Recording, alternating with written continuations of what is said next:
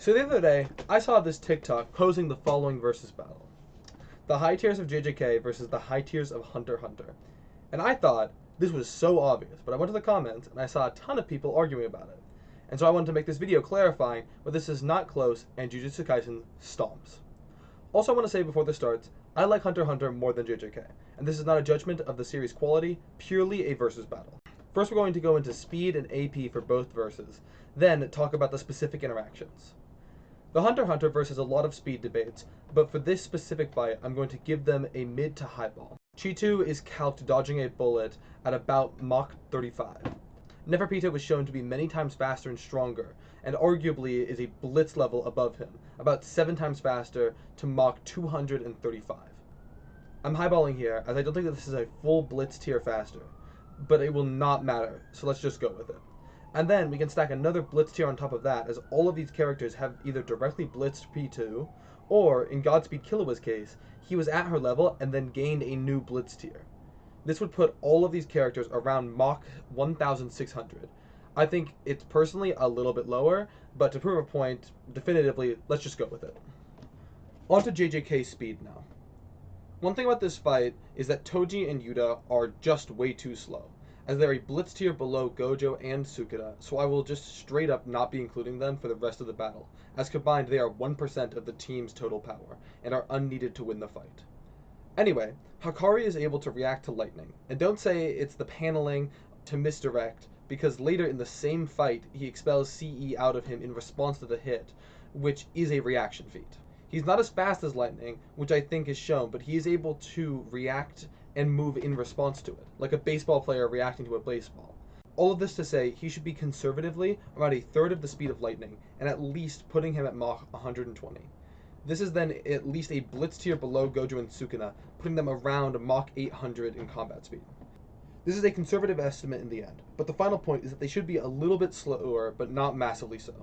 You could also place another blitz tier in the middle using Maki reacting to slashes and then getting blitzed to place them at around Mach 5600, but I disagree with this line of scaling for reasons I will not go into, and will use the Mach 800 scaling for the time being. I also want to add at the end here that anyone who wants to use the Mach 3 scaling from Naoya, you'll have my full endorsement. However, you'll then need to cap Netero at Mach 1, which then places Hunter x Hunter way slower, as Gojo and Sukuna are still a blitz tier above that Mach 3 scaling, and then this fight becomes an even worse stomp than it already is. Now on to AP. I will start with JJK first. Using domains to scale JJK characters is stupid and inconsistent. This would put the entire verse at infinite 3D as a result of unlimited void being, well, a unlimited void. This is stupid, however, and I will not be using it. Outside of that, the best AP feat in this series is either Unlimited Hollow Purple or Sukuna's Flame Arrow in Shibuya. Both of these scale to about city level, and though I have seen some people get it higher, I disagree. Both of these arguably don't scale to their durability, but considering a incredibly fatigued Sukuna survived the Hollow Purple, and he was right by the fire arrow he used on Jogo, I disagree. Even though their punches don't output that every time, black flashes or other techniques they use can output that level of force. Sukuna also has World Slash, which can bypass durability and cannot be dodged, but we'll discuss that more later. For Hunter x Hunter, the AP metas are weird, but Rose Meruem is at least small town level with the blast that he shot out. I disagree that it scales much higher, however, but for the sake of the conversation, I will give him city level, and Adult Gon will get the same. Outside of that, Killua has Scratching Yuppie, which would place him multiple one-shot tiers below, rendering his damage negligible. And Netero's Guanyin takes thousands of strikes to damage Meruem, which would also make his damage negligible without Zero Hand, which still scales way below the post-Rose Blast. And it being attack he can only use once a day will lead to his AP being just too low. Now onto the actual fight, and y'all may still think that this is a fair fight. They're close in both categories with the scaling you laid out, so why does one stomp, you may ask? The reason this is not a fair fight is one reason, which is hacks and abilities. Hunter x Hunter characters have Killua's auto reactions, and Meruem's blast, and emotion reading.